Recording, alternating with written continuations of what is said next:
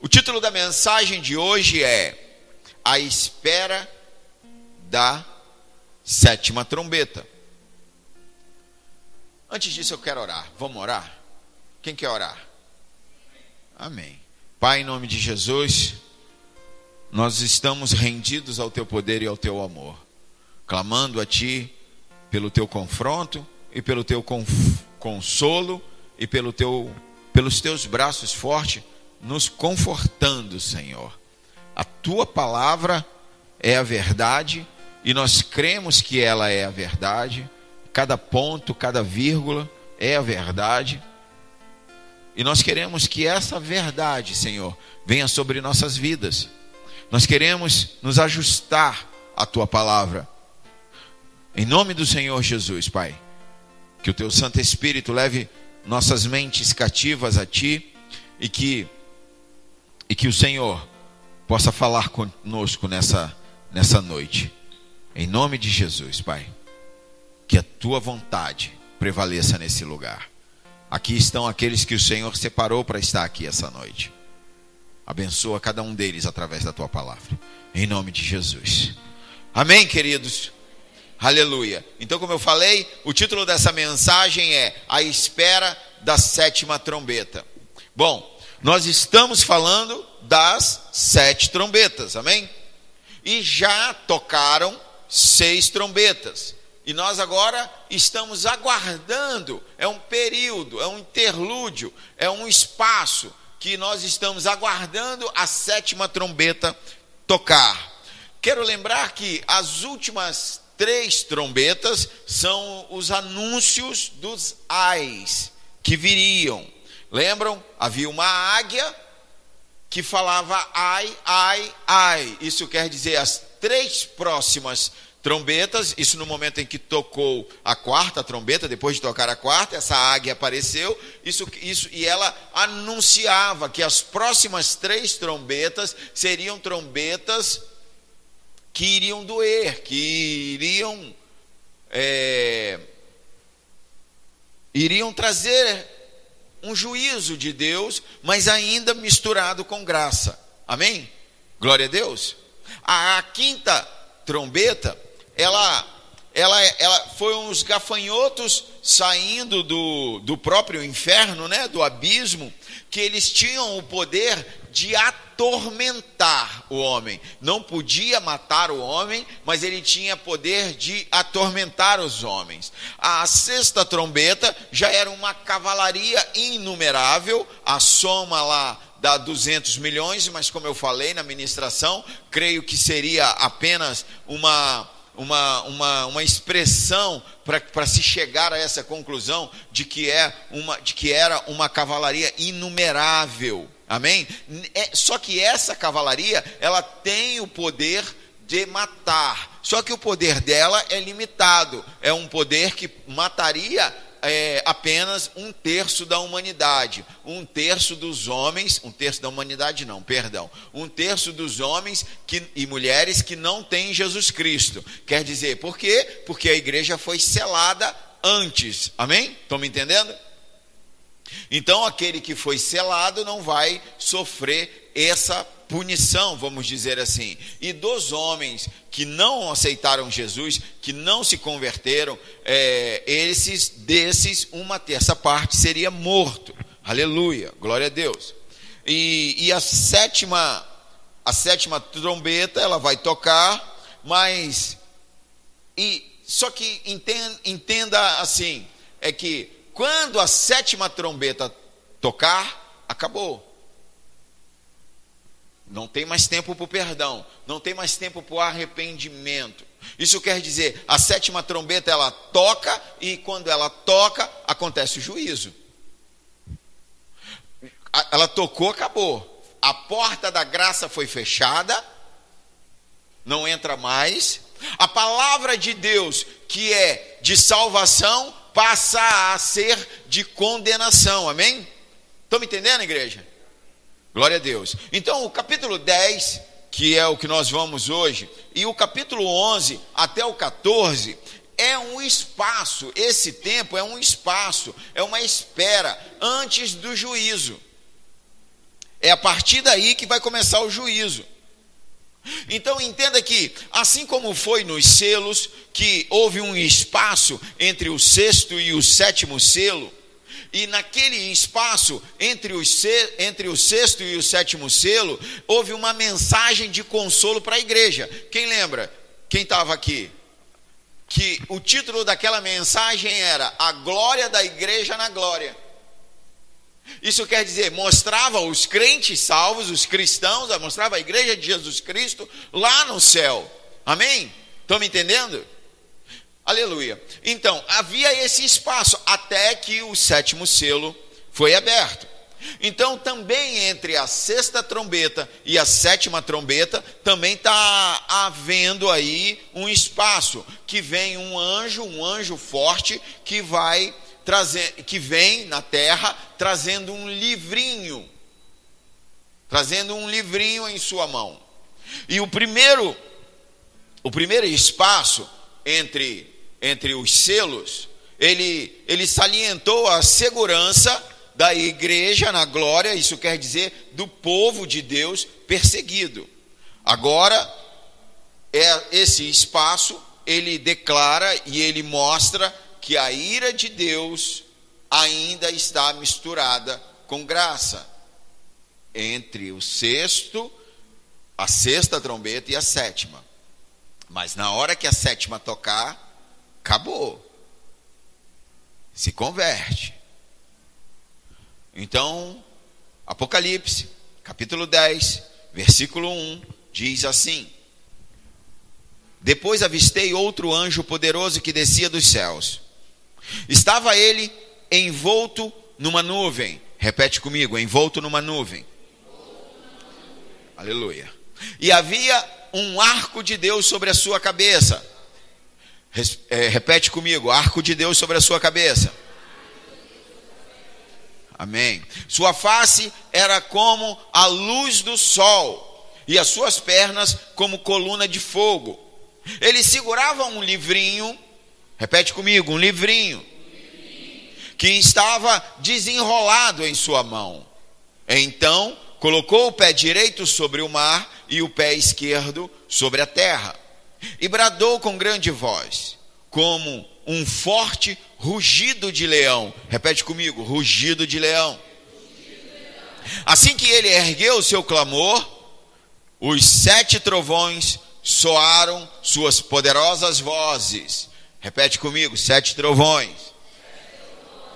E quando os trovões terminaram de fazer ecoar as suas palavras, eu já ia escrever, quando ouvi uma voz do céu que ordenava: guarda o que os 7 trovões disseram e não escrevas.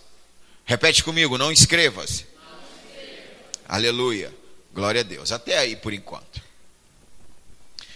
Vamos entender primeiro esses primeiros versículos, porque é muito mistério junto, né? Mas amém, a gente até meia-noite é hoje, ninguém está com pressa. Aleluia, glória a Deus. Bom, o livro de Apocalipse, ele fala de anjos, ele faz referência a anjos mais de 60 vezes. E anjos são os exércitos do Senhor enviado à terra, que estão nas regiões celestiais, que para cumprir os propósitos de Deus sobre a terra e sobre a humanidade. Amém? Glória a Deus. Estão me entendendo? Raramente nós pensamos nos anjos como espíritos ministradores a nosso favor. Hebreus capítulo 1, versículo 14, nos diz isso. Os anjos estão para nos servir. Amém? Os anjos são os enviados de Deus. Os anjos estão para trabalhar para Deus a nosso favor. Amém, queridos? Estão me entendendo?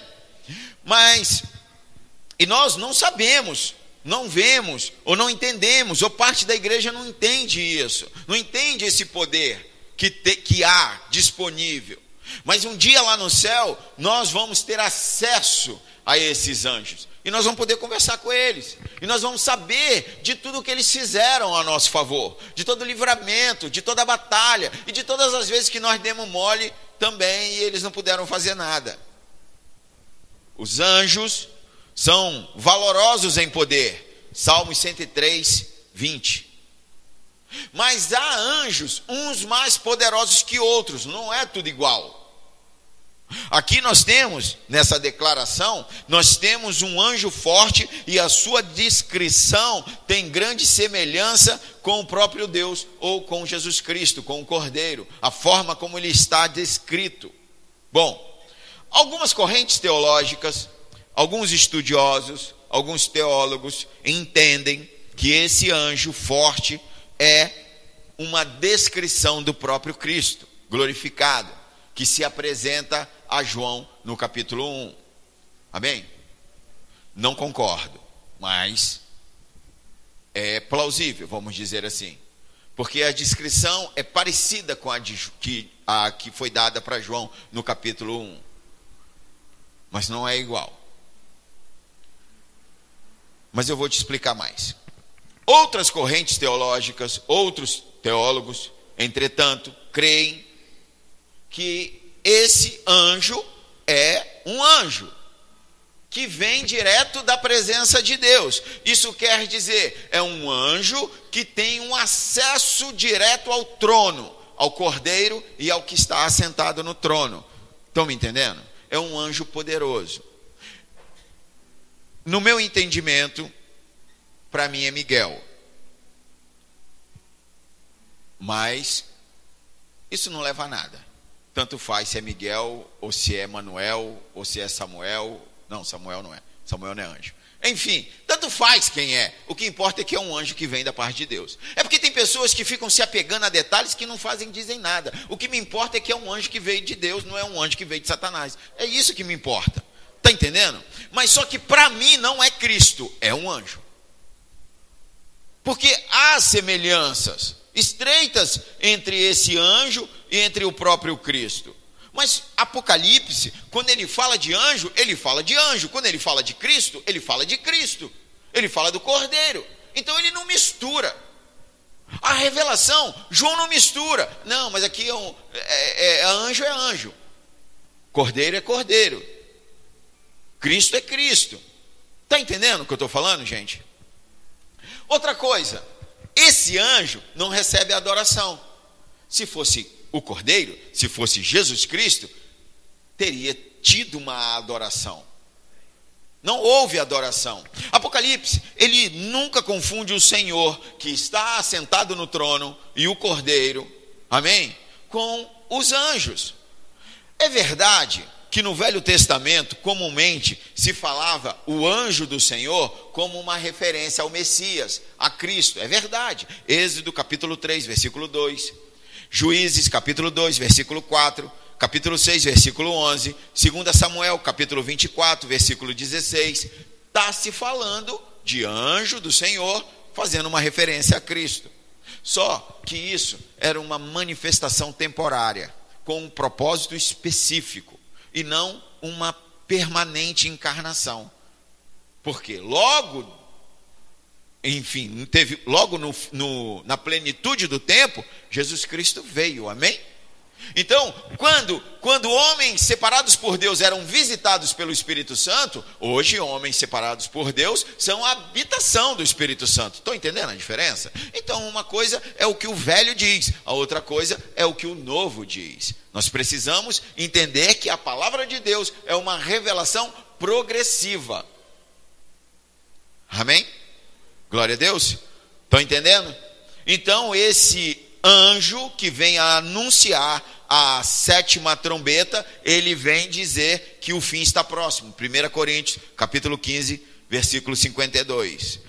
Esse anjo desceu do céu envolto numa nuvem.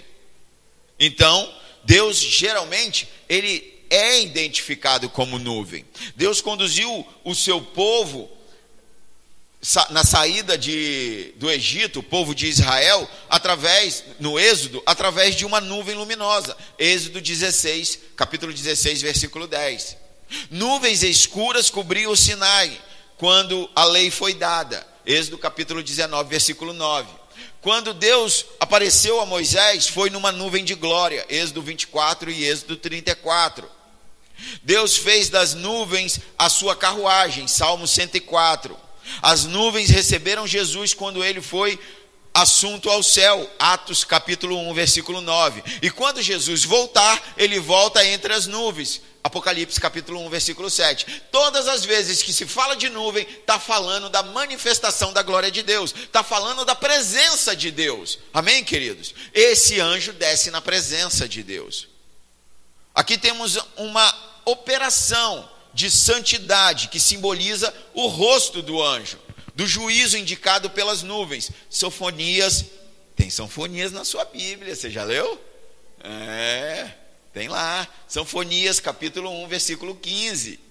E da misericórdia e fidelidade do seu pacto com o seu povo, expressado no arco de Deus. Bom, quero lembrar que vulgarmente, comumente, é chamado de arco-íris. Não é arco-íris, é o arco de Deus, que simboliza a aliança de Deus com o seu povo. Íris é o nome de uma identidade maligna, satânica, amém? O nome de um deus dos pagãos. Então, que tenta roubar a glória de Deus, colocando o nome dele, desse demônio, numa aliança que Deus fez com o povo. Então o nome não é arco-íris, apesar de na maioria das traduções bíblicas está escrito, o nome é arco de Deus. Este anjo tem um arco de Deus por cima da sua cabeça. Então isso está dizendo, esse anjo tem um pacto, tem uma aliança firme com Cristo, com Deus. Isso pode representar aqui, além de outras coisas, que esse anjo foi testado na fidelidade e foi aprovado. Amém, queridos? O arco de Deus aparece ao redor do trono de Deus, Apocalipse 4. Ele fala que o trono de Deus é o trono de misericórdia antes de ser o trono de juízo. Deus se lembra da sua misericórdia na sua ira. O arco de Deus é o símbolo da aliança de Deus com o seu povo. E esse anjo também tem o seu rosto como o sol. E essa é a mesma descrição para Jesus Cristo em Apocalipse capítulo 1, versículo 16. Quando Jesus aparece em glória na transfiguração, o seu rosto brilhava como o sol, ninguém podia olhar para ele. Este anjo também tem as pernas como colunas de fogo. Esta descrição é semelhante à que descreve Cristo glorificado em Apocalipse 1, capítulo 1, versículo 15, aonde ele pisa, ele queima, e esse fogo não é para destruir, mas antes é para purificar. Então, você não tenha medo do fogo de Deus, porque ele não vem para te consumir ainda, ele vem para te purificar, amém? Glória a Deus. Por enquanto, depois que a trombeta tocar, aí o fogo é para consumir. Aleluia, glória a Deus. Esse anjo tem na mão um livrinho. A palavra grega para livrinho é diferente da palavra usada em Apocalipse capítulo 5, que fala do livro da vida, do rolo. Então esse livrinho não é o livro da vida, é diferente, são palavras diferentes que eu confesso esqueci de pegar aqui no original. Então a palavra hebraica para livro, o rolo do livro da vida é uma palavra. Do livrinho que está na mão do anjo é outra palavra. Não é a mesma coisa. Esse livrinho está aberto, o outro está selado. Só Jesus Cristo pode abrir. Amém?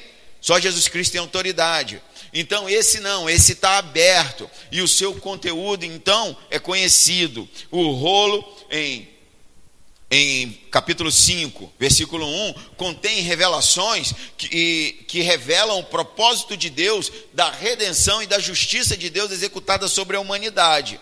Já esse pequeno livro conta parte dos propósitos de Deus para os homens. Alguns teólogos, correntes, identificam esse livrinho como a palavra de Deus, que deve ser comida e pregada ao mundo. Alguns teólogos identificam que esse livrinho é a palavra de Deus que deve ser comida e deve ser pregada ao mundo. Presta atenção, que isso é muito sério. Ezequiel e Jeremias receberam ordens semelhantes. Ezequiel capítulo 2, versículo 9. Capítulo 3, versículo 3. Jeremias capítulo 15, versículo 16. Ambos comeram o livro e foram pregar. O livro é a palavra de Deus, de julgamento e castigo para aquele povo rebelde daquela época, de Jeremias. E agora João é chamado a comer esse livro também. João é chamado para comer. Isso quer dizer, a igreja está sendo chamada a comer o livro e a pregar para uma geração que se aproxima do fim. Esse anjo, ele tem um pé direito sobre o mar e o pé esquerdo sobre a terra. O meu entendimento é que Deus manifesta uma reivindicação de propriedade sobre o mundo inteiro, pois foi Ele que criou tudo. Ele tá botando o pé na terra e o pé na água e dizendo: tudo é meu, tudo pertence, tudo me pertence. As 6 primeiras trombetas, apenas elas atacaram parte da criação. Mas só que agora, a partir da 7ª, vai atacar a criação inteira. Isso descreve que o Senhor exerce o poder em todo o mundo. E a sua palavra é para todo o mundo, para todos. Esse anjo tem voz como de leão. A voz de leão é que o juízo se aproxima. Isso quer dizer, o juízo está próximo. Esta descrição é semelhante àquela dada por Jesus Cristo em Apocalipse capítulo 5, versículo 5. A voz de Deus é semelhante ao rugido de um leão. Amós capítulo 3, versículo 8. O leão, aqui na natureza, é o rei dos animais. E quando ele ruge, todos os outros animais se aquietam. Todos silenciam. E quando Cristo bradar, todos vão ouvir a sua voz.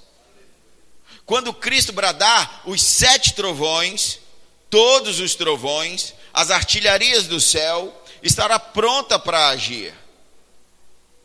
Este anjo fala e se ouve 7 trovões.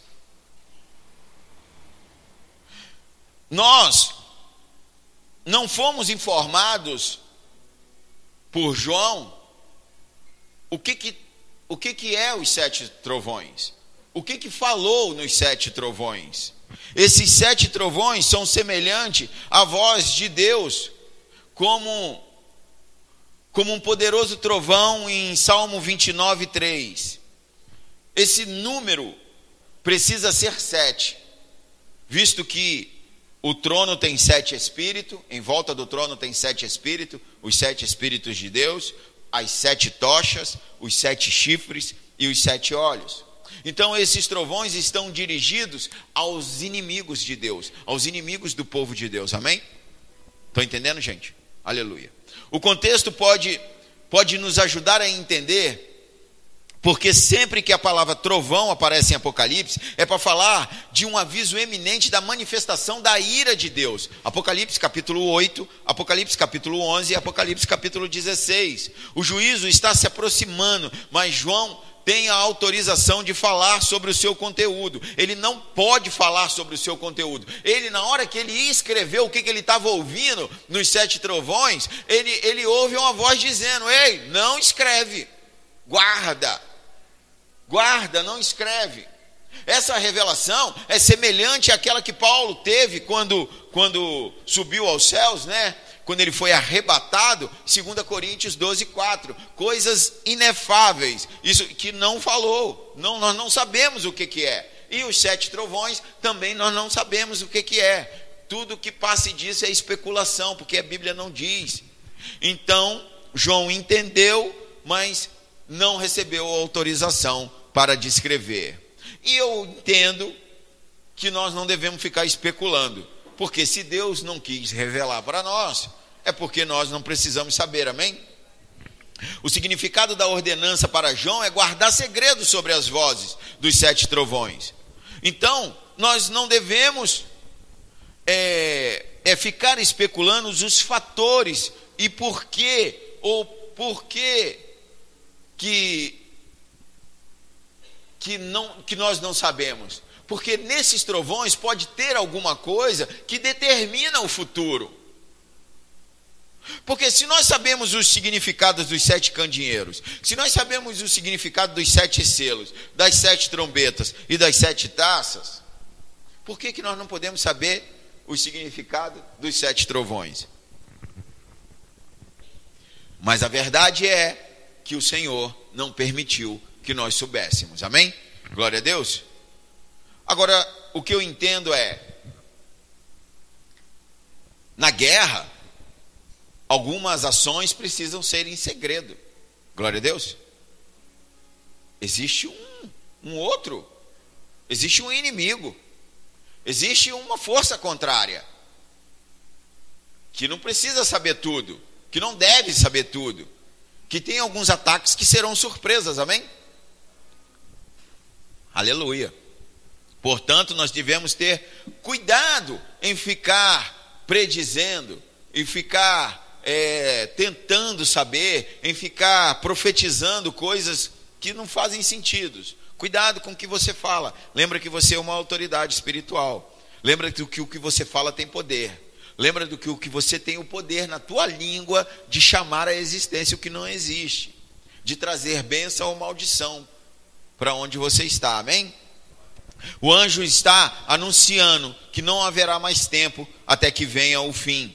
O fim não será mais adiado. Este anjo posiciona-se como um conquistador universal. A postura do anjo é de um conquistador tomando posse do território. Ele reivindica o mundo inteiro. Juízes capítulo 1, versículo 3. Obviamente, só Jesus pode fazer essa reclamação. Amém? Só quem é da parte de Cristo é que pode entrar. É só quem é delegado por Cristo, só quem é um embaixador de Cristo, só quem faz parte dessa comitiva de Cristo é que pode reivindicar o mundo. Glória a Deus, porque em breve o anticristo vai reivindicar o domínio sobre o mundo. Ele vai querer dominar, vai querer submeter o mundo ao seu controle. Mas Salmos capítulo 2, versículo 6 garante que só Jesus tem direito a essa herança. Só Jesus tem o direito ao controle de tudo. Amém, queridos? Glória a Deus. Então Satanás pode rugir como um leão, e 1 Pedro capítulo 5, versículo 8 diz isso, mas Jesus ruge como um leão para proclamar a sua vitória. Salmos 95, versículo 3 e 5, Isaías 40, versículo 12 e 17. Glória a Deus. Amém. Aleluia. Então vamos à declaração do anjo. Versículo 5. Apocalipse capítulo 10, versículo 5. O anjo que via em pé sobre o mar e a terra, levantou a mão direita em direção ao céu e jurou por aquele que vive pelos séculos dos séculos e que criou o céu, a terra e tudo que neles existem, exclamando: eis que não haverá mais demora, e que nos dias da voz do 7º anjo, quando ele estiver para soar a sua trombeta, o mistério de Deus se completará, exatamente da maneira como ele anunciou aos seus servos e profetas. Amém, aleluia. Até aí, glória a Deus. Esta declaração é uma declaração solene, amém? Esta declaração, ela espanta pela forma, pelos detalhes, como se faz essa declaração, como a forma como ele diz, pela cena solene que esse anjo faz. Ele levanta a mão direita aos céus e faz um juramento de que não vai demorar. Deus coloca sob juramento, e foram poucas as vezes em que Deus jurou, como jurou para Abraão, o pacto com Abraão. Hebreus capítulo 6, versículo 13. Deus também jurou por si mesmo, quando prometeu a Davi que Cristo, o Messias, que viria da família dele, que o reino de Davi seria perpétuo, amém? Atos capítulo 2, versículo 29. O juramento é feito ao Deus Criador, e aí ali o anjo levanta a sua mão direita e faz um juramento de que o fim vem sem demora. Quero te lembrar que esse momento do anjo é pouco antes da 7ª trombeta tocar. O conteúdo desse juramento é que já não haverá mais demora para a chegada do juízo. Bom, vários julgamentos já haviam vindo sobre a terra, mar, rios, astros e homens. Mas o julgamento o maior ainda estava por vir. E por que demora tanto? Por que parece que Deus está demorando a julgar o mundo? Por que parece para nós, ou é só para mim ou é para vocês também? Ele falou que voltava sem demora e já tem mais de 2000 anos. Não é? E a gente está vendo aí tudo acontecendo, a perdição toda. E quantas vezes a gente se pergunta por que Jesus não voltou ainda?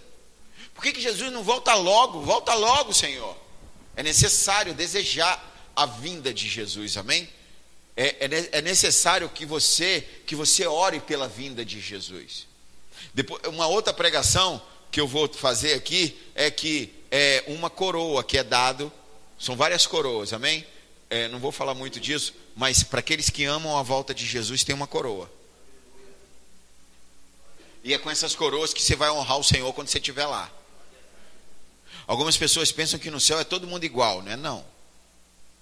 Não é não. O que você faz aqui está juntando lá, a juntar tesouros no céu. Então lá tem diferença de um para o outro, sim. Mas outra hora nós vamos falar disso. Então agora por que Deus demora? Por que o Senhor demora? Por que Deus tem adiado o julgamento? Deixa eu te falar por que ele tem adiado o julgamento. Ele tem adiado o julgamento para que todos os pecadores perdidos tenham tempo de se arrepender. 2 Pedro, capítulo 3, versículo 1. Esse é o propósito da 6ª trombeta. Apocalipse, capítulo 9, versículo 20. Que o pecador se arrependa. O Senhor está demorando porque Ele quer que o Senhor se arrependa, amém? Se o Senhor tivesse voltado há 10 anos atrás, eu tinha ido para o inferno. Porque ele demorou um pouquinho e eu fui alcançado, aleluia, glória a Deus. Então, tem gente lá fora que está precisando que você vá falar dele, que você vá falar de Jesus para ele, porque senão ele vai para o inferno. E é por isso que o Senhor está demorando ainda. Então, agora, a partir dessa hora, desse juramento do anjo, vai ser acelerado o julgamento. Ali vai se realizar os propósitos de Deus. Amém, queridos? Os próprios ímpios, aqueles que não têm Jesus, eles escarnecem de Deus, da sua palavra, em virtude da demora do seu julgamento. 2 Pedro capítulo 3, versículo 4. Que Jesus volta nada. Dá para voltar até um tempão. Só conversa isso. Quantas e quantas gerações falando que era a última. Nós estamos cansados de ouvir isso. Nós estamos cansados de ouvir essas brincadeirinhas maldosas do tipo, vai crente para a igreja, esperar Jesus voltar, enquanto eu vou para a balada. Bom, na hora que esse anjo, na hora que for tocado a 7ª trombeta, na hora que estiver tocando a 7ª trombeta, acabou o tempo. Acabou o tempo. Não tem mais demora para o arrependimento. Não há mais tempo para arrependimento, não há mais tempo para conversão. O juízo chegou e acabou. Entende que não haverá mais demora, que é assim que o anjo fala, é no tempo cronos. Significa também que a paciência de Deus tem limite, amém? Existe um limite, e Deus coloca limite. Quando ele fala assim, pode entrar, a cavalaria lá pode entrar e pode matar, 1/3 parte. O Senhor dá limite. A paciência dele tem limite. Ele dá limite, ele demarca. Até aqui você pode ir. Então, o soar das 6 trombetas representam que Deus deu todas as oportunidades para que o homem se arrependa. As 6 trombetas, se você for analisar cada trombeta, você vai analisando que Deus tocou em todas as partes, com o intuito do homem se arrepender. O intuito é sempre se arrepender. O intuito é sempre fazer com que o homem veja assim: existe um Deus verdadeiro, reinando e tomando conta disso tudo, e que ele faz do jeito dele, da maneira que ele quiser. Se arrepende, porque na hora que a 7ª trombeta tocar, acabou. O caso é diferente, não dá mais. Ali chegou no ponto final. E o homem chegou num ponto de tanta insensibilidade, de endurecimento, que não há mais possibilidade de arrependimento. Existem pessoas lá fora que não vai se converter, vão para o inferno. Existem pessoas que o coração está tão duro, está tão insensível ao Espírito Santo. Existem pessoas que não há possibilidade de se arrepender. Na verdade, ela tem prazer no pecado, ela não se sente constrangida no pecado, erra, cai, faz errado e não reconhece os erros. Isso é insensibilidade. Perdeu a reverência ao Espírito Santo. Então o anjo aqui diz que não haverá mais demora depois da 7ª trombeta. Quando a 7ª trombeta tocar, haverá uma revelação total do mistério de Deus, dos mistérios de Deus. O mistério de Deus aqui tem a ver com o velho problema do mundo, que é o mal, o pecado. Porque o mal natural, o mal moral, ainda existe no mundo. Por que Deus não faz alguma coisa? Quantas vezes nós já ouvimos, tanta criancinha que morreu na enchente, que morreu no terremoto, que morreu no acidente. Por que Deus não faz alguma coisa? Todo mundo já ouviu isso? Aonde que estava Deus? Deus estava no seu trono reinando. Amém? E aí nós vamos descobrir esses mistérios todos. É óbvio que sabemos o que Deus faz. E nós sabemos que para todos os problemas do homem, Deus já deu a solução no Calvário, amém? Que Jesus Cristo se fez pecado por nós e experimentou na carne a ira de Deus por nós, em relação a todo mundo. Então nós já sabemos, nós que temos Jesus Cristo, nós já sabemos que a solução para o mundo, a solução dos problemas, a solução de tanta miséria, de tanta morte, de tanto problema, de tanto pecado, nós já sabemos a solução é crer em Cristo, amém, queridos? Glória a Deus, aleluia. Todo mundo já sabe a solução de tudo é Jesus Cristo. Mas nós sabemos que Deus está permitindo o mal, e ele vai aumentar no mundo, até que o mundo fique pronto para o juízo. 2 Tessalonicenses capítulo 2, versículo 7, Apocalipse 14, versículo 14. Desde que Deus já pagou o preço pelo pecado, ele é livre para adiar o julgamento. Porque a partir da cruz, a partir de Cristo pagando o preço, agora as portas dos céus foram abertas.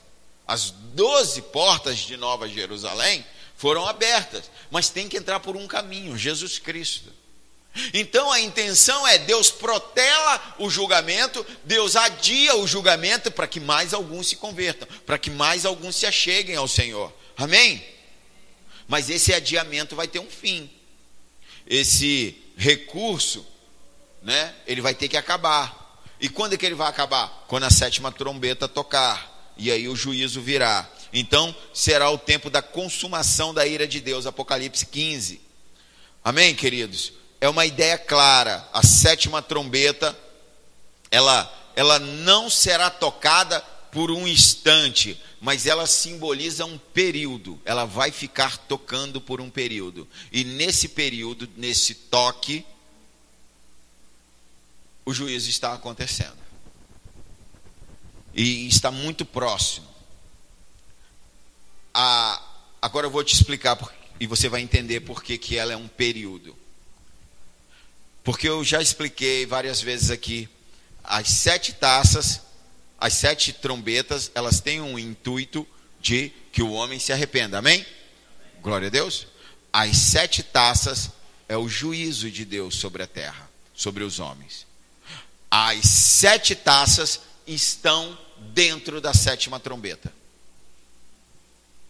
Então isso quer dizer, quando a 7ª trombeta tocar, as 7 taças estão liberadas para ser derramada. A 7ª trombeta tocou, a ira de Deus recai sobre a terra. Apocalipse capítulo 16, versículo 1.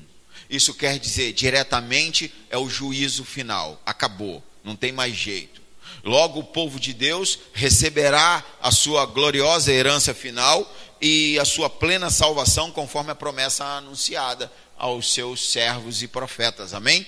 Glória a Deus. Nessa hora, a igreja de Jesus Cristo está reinando em glória, triunfando em glória. O ímpio está sendo condenado, sendo julgado. Estão me entendendo? Aleluia. Agora vamos ver a ordem do anjo. Versículo 8, para acabar. Versículo 8.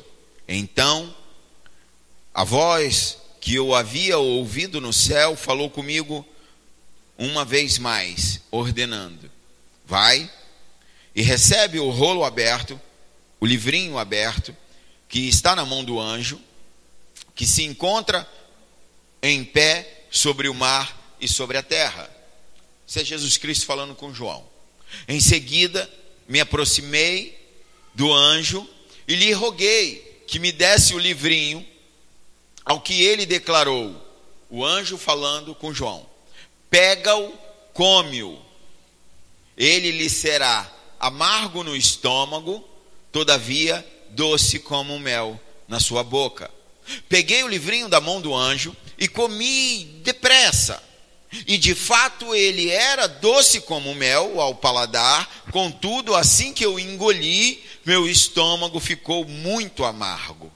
Então recebi a seguinte orientação: é necessário que profetizes novamente a respeito de muitos povos, nações, línguas e reis. Até aí. Glória a Deus. Aleluia. João recebe uma ordem: come o livro. Escolhe uma pessoa bem bonita aí do seu lado e fala para ela: come o livro. Aleluia. Glória a Deus. Esta cena, este episódio, revela a necessidade de nós entendermos, assimilarmos, compreendermos a palavra de Deus e fazer dela parte de nossas vidas. A verdade é que a igreja está cheia de crente frouxo, que não tem intimidade com a palavra de Deus, que não lê a Bíblia, que não investe tempo em conhecer a palavra de Deus. E aqui, nessa hora, o Senhor está mandando João e, por consequência, a igreja, amém, queridos, de comer a palavra. Comer. Então, não era suficiente que João lesse o livro. Não era suficiente que João visse o livro. Não era suficiente que João pegasse o livro e levasse para casa. Tá bem, ele não estava em casa, ele estava na ilha de Patmos, numa caverna qualquer lá. Enfim, não era suficiente. A ordem era: come o livro. Assim como foi com Ezequiel, assim como foi com Jeremias. Come o livro, come o livro. Ele precisa comê-lo. É preciso comer o livro para você ter o que falar. É preciso comer para você ter o que pregar. É preciso comer o livro. A palavra de Deus, ela precisa ser a sua alegria, ela precisa ser o seu prazer. É necessário interiorizar essa mensagem. A palavra de Deus precisa estar em você. Sabe por que você fala besteira? Porque você não lê a Bíblia. Porque se você lesse a Bíblia, você falava coisas da Bíblia. A palavra de Deus diz que a boca fala o que o coração está cheio. Se o teu coração estiver cheio da palavra de Deus, você só vai falar da palavra de Deus. Amém? Estão me entendendo? É necessário entender. Obter a informação, entender, crer. É essa a ordem. Obter a informação, isso quer dizer ler, entender, aí depois que entendeu, crer. Alguns pensam assim, não, eu tenho que crer, eu tenho que crer sem entender. Crer sem entender, é por isso que tem um monte caminhando para o inferno, achando que está servindo a Deus. Por quê? Por que tantas pessoas religiosamente andam todos os domingos para templos, para servir a Deus que não são deuses? A deuses que não são Deus. Porque não lê, porque não entendeu a palavra. É necessário ter a informação, entender aquela informação, e porque entendeu, crer. Porque a palavra de Deus é a verdade. É necessário assimilar a palavra. A palavra de Deus precisa encarnar em nós. Isso quer dizer, ela precisa impregnar em nós. Nós precisamos viver a palavra de Deus. A palavra de Deus, ela é comparada à comida. Sabia disso? Que a palavra de Deus é comparada à comida? Ela é comparada a pão. Mateus capítulo 4, versículo 4. Ela é comparada a leite. 1 Pedro capítulo 2, versículo 2. Ela é comparada à carne, 1 Coríntios capítulo 3, versículo 1. E ela é comparada a mel, Salmos 119, versículo 103. Você precisa comer a palavra.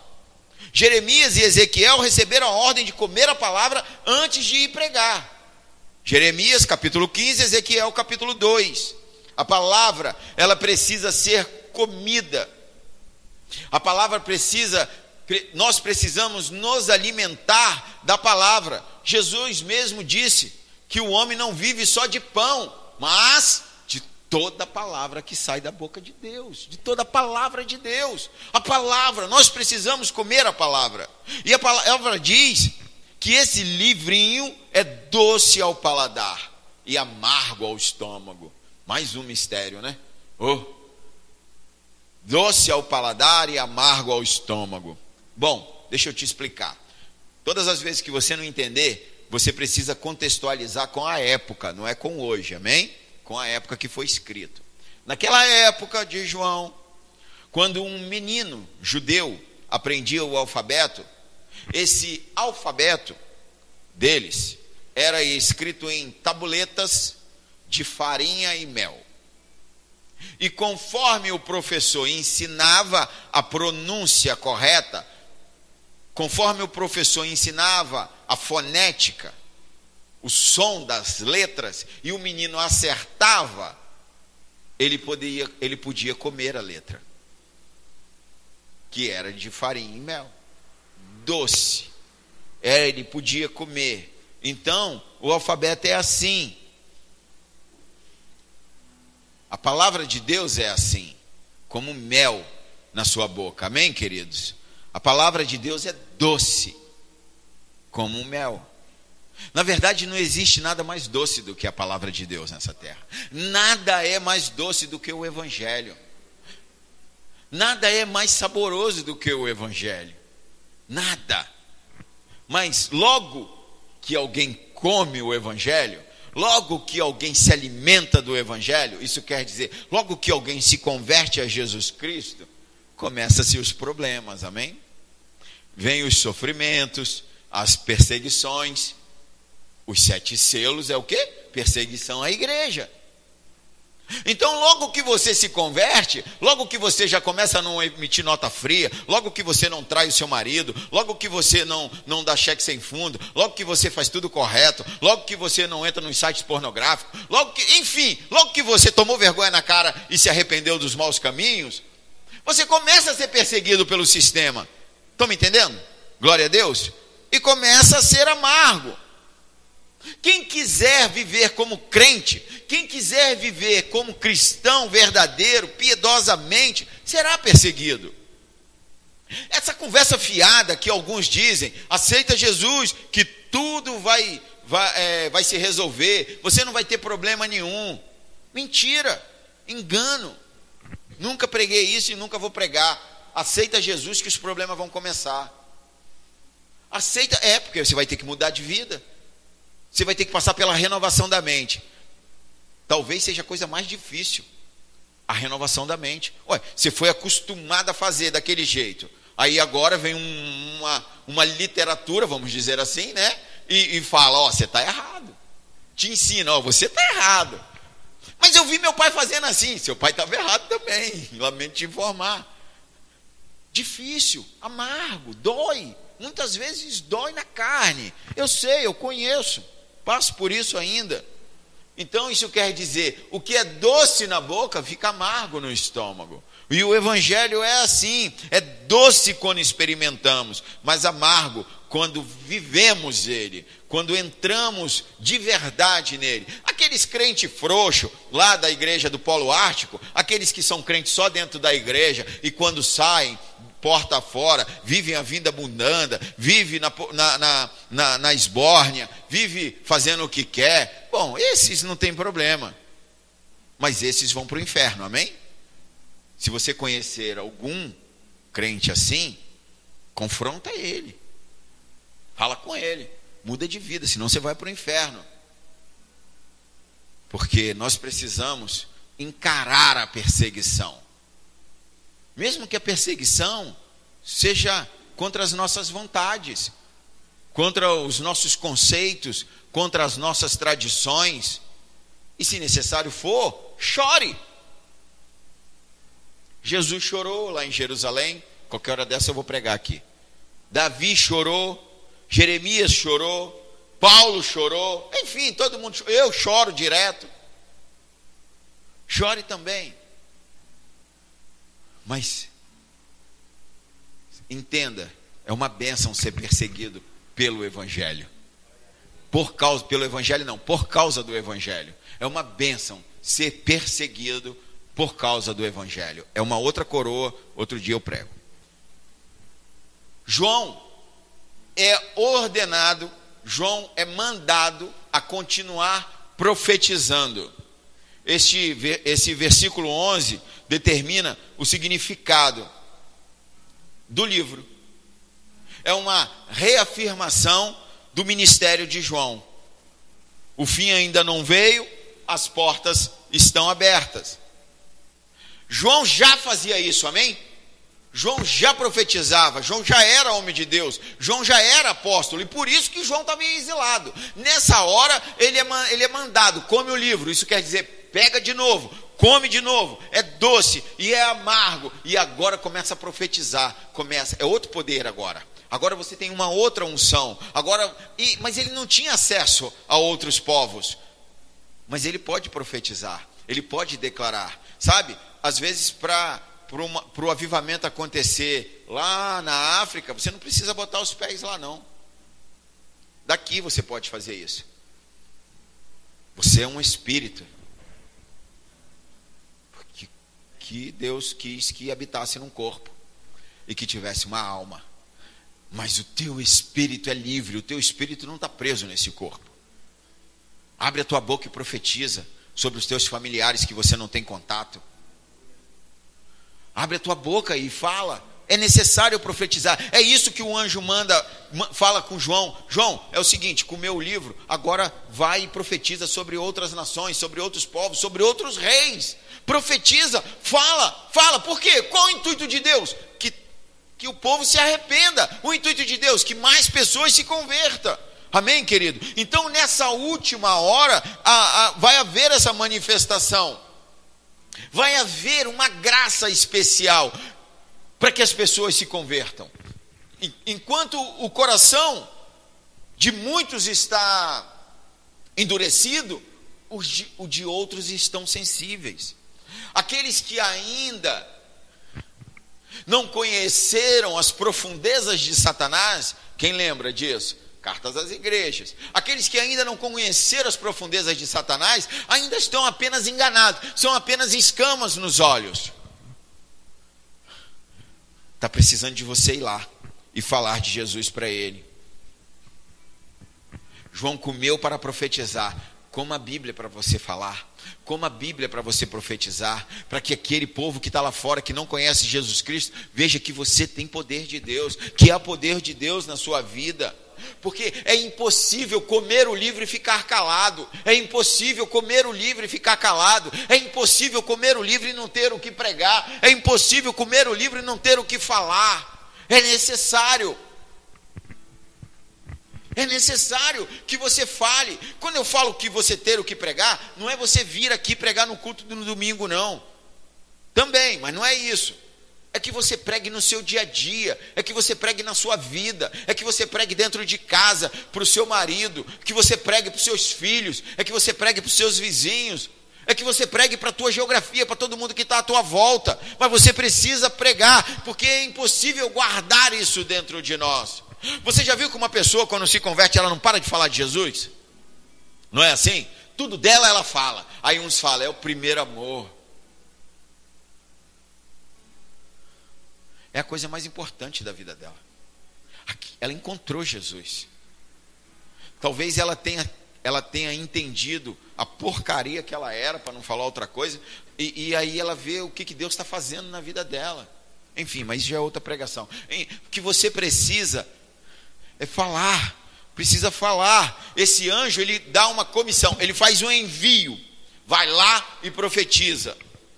A obra ainda não terminou, a porta do céu ainda está aberta. Vai e profetiza sobre vários povos, sobre várias nações, línguas e reis. Apocalipse 5, capítulo 5, versículo 9 também fala disso. A profecia de João deve alcançar o mundo inteiro. Vai e profetiza, vai e fala. Você precisa abrir a tua boca e profetizar nos lugares que você anda, que você entra, aonde você trabalha, aonde você mora. O versículo 11, esse versículo 11, o que ele diz para mim é que o trabalho da igreja continua. A igreja não pode parar de trabalhar. O que ele me diz, esse versículo 11, é de que vai, igreja, vai que você não está sozinho. Eu estou contigo, eu estou fazendo, eu estou suprindo, eu estou enviando recurso, eu estou enviando pessoas para que ouçam a mensagem, eu estou fazendo tudo. Fala, não perde a oportunidade de falar. Ah, pastor, mas eu não posso ir lá na Operação Praia Limpa. Não estou falando disso. Você pode profetizar para o teu vizinho do lado da tua casa. Você pode ficar no portão esperando, porque você sabe a hora que ele chega, e que ela chega, e esperar uma oportunidade de falar do amor de Deus. Pessoas estão querendo ir para seminário, se formar em teólogo, em teologia, para falar uma coisa tão simples. Não é problema ir para seminário, mas o problema é que não precisa disso para derramar o amor pelas pessoas, o amor de Deus. O livro doce ao paladar e amargo no estômago é para nós hoje, para cada um de nós, porque a 7ª trombeta vai tocar. A 7ª trombeta vai tocar. E aí, acabou. Quantos conhecidos teus vão ficar para trás? Quantas pessoas do teu convívio vai ficar para trás? Quantas pessoas que vivem perto de você vai ficar para trás? E você com esse bem tão precioso dentro de você, e você não põe para fora, você não fala, você não ama as pessoas. Ame as pessoas, ame a todos. Feche teus olhos em nome de Jesus, se você puder.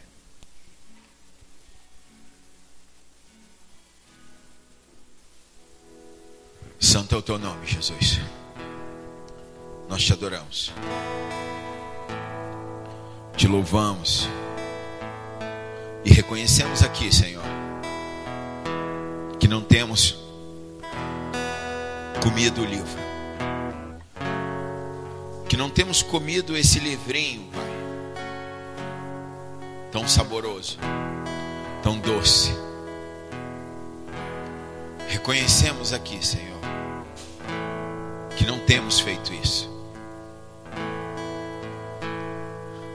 que não temos dado o valor que a tua palavra tem, que temos procurado nos alimentar de muitas coisas, menos do teu livro, Senhor.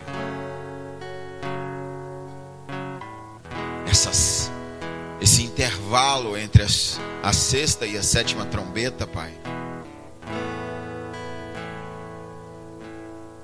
vem como um alerta para a igreja de que nós precisamos nos posicionar, parar de fazer planos, parar de conjecturar, parar de querer coisas tão grandes, eventos tão mirabolantes, obras faraônicas, e fazer o que é simples, Pai.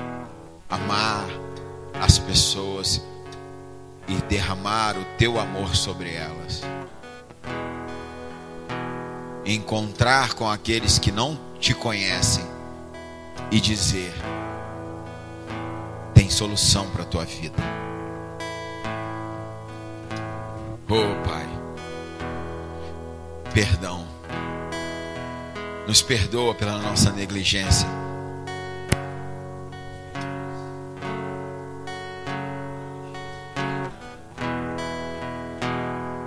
Em nome do Senhor Jesus, Pai, nos perdoa.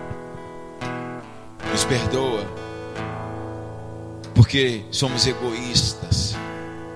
Nos preocupamos com as nossas coisas, com os nossos sonhos, com os nossos projetos, com os nossos ministérios, com as nossas placas.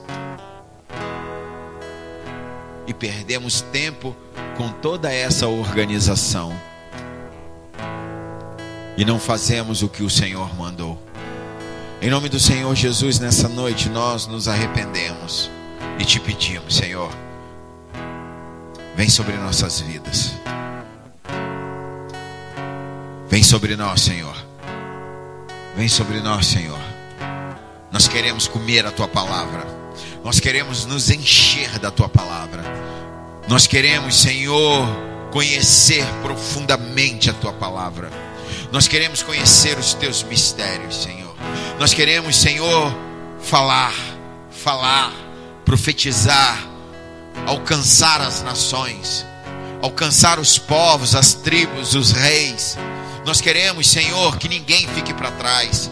Nós queremos que todos aqueles, Senhor, todos aqueles que estão destinados a ouvir a tua voz, que ouçam através de nossas vidas.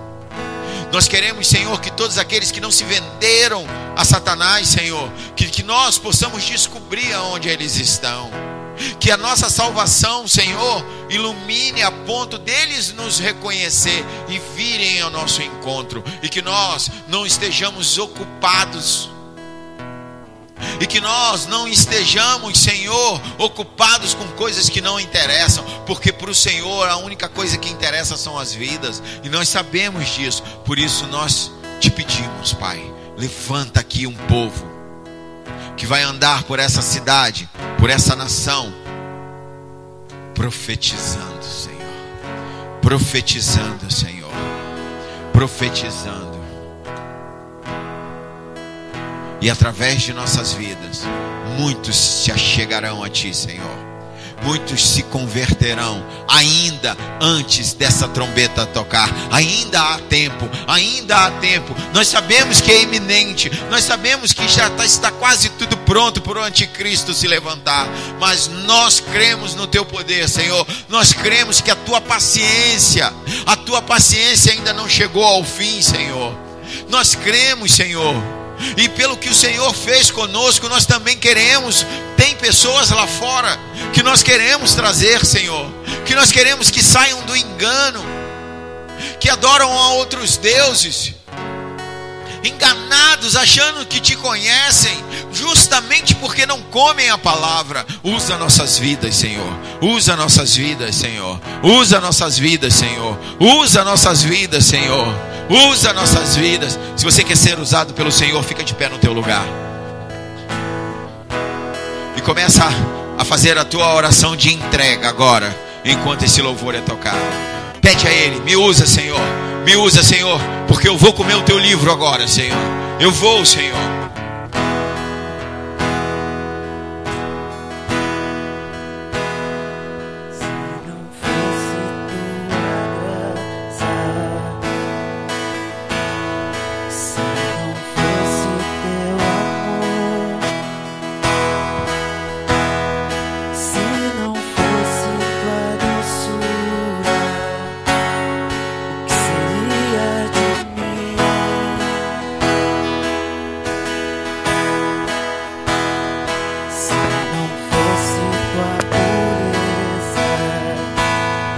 Fala com Ele. Faz um compromisso com Ele. Se não fosse tua bondade, o que seria de mim?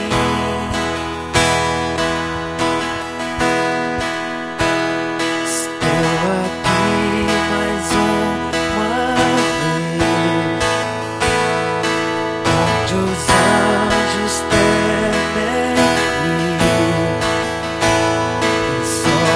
fala com Ele. Faz um novo compromisso com Ele. Declara a Ele o desejo de comer o livro, o desejo de ser usado.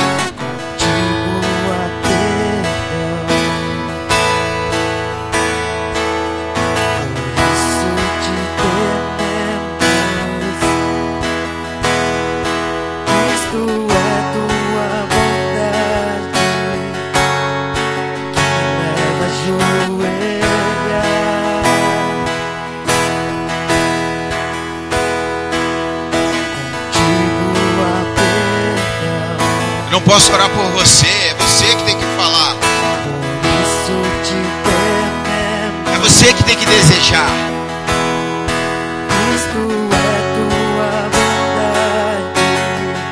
A tua vida vai mudar a partir de comer o livro.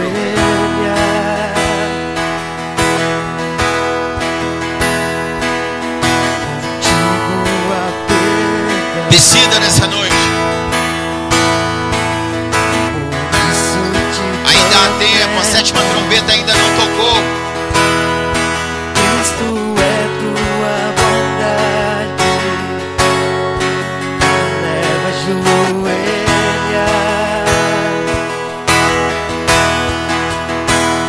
Estou aqui mais uma vez, onde os anjos temem e só me atrevo a andar pela pureza do teu sangue. Estou aqui mais uma vez, onde os anjos temem e só me atrevo a andar pela pureza do teu sangue. Santo é o teu nome, Senhor. Nós te adoramos nessa noite. Te adoramos e te louvamos, Senhor. E nessa noite nós aqui fazemos um compromisso contigo. Desejamos, Pai, comer o teu livro. Desejamos, Senhor, nessa última hora, ser usado por Ti, na implantação do Teu reino de forma eficaz, profetizando sobre as nações, profetizando sobre os povos, sobre as tribos e sobre os reis. Nessa hora, Senhor, nós assumimos aqui um compromisso contigo, Senhor, de nos mergulhar na Tua palavra. Mergulhar na Tua palavra. Não como letra, Senhor, mas como revelação, Senhor. Como revelação, Senhor. Em nome do Senhor Jesus, Pai. Toca cada um que está aqui nessa noite. Que cada um possa ter a dimensão, possa receber hoje a revelação da dimensão, da profundidade que é a tua palavra, Senhor. E de que a 7ª trombeta tocará em breve. Tocará em breve. Que esse espaço entre a 6ª e a 7ª é justamente para que a igreja se levante para um novo ataque, um ataque fulminante no império das trevas, recolhendo todos os nossos parentes, todos os nossos amigos, todos os nossos vizinhos, todos os nossos conhecidos que estão nas mãos de Satanás, que estão debaixo do jugo de Satanás, que nós, através do poder de Deus, entraremos e retiraremos eles de lá, arrancaremos esse povo que está no sofrimento, traremos eles para o reino de Deus. Se você é um desses, aplaude a Ele, exalta a Ele em nome de Jesus.